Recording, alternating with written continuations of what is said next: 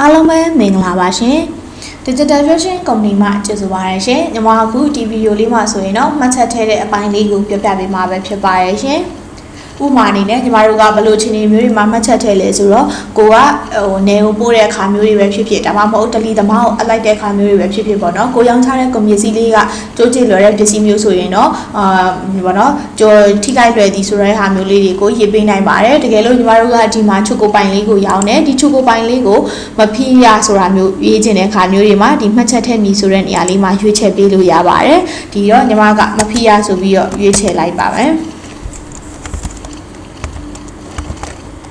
မဖိရဆိုပြီးတော့ညီမကရေးပြီးတဲ့အခါမှာတိတ်မီဆိုတဲ့ခလုတ်လေးကိုနှိပ်ပေးလို့ရပါတယ်ရှင်။ဒါဆိုရင်တော့ customer ပြီးတဲ့ပတ်စံပမာဏထည့်ပြီးညီမတို့ကတိတ်မီဆိုပြီးတော့ဘောင်ချာလေးဖွင့်ပေးလိုက်လို့ရပါတယ်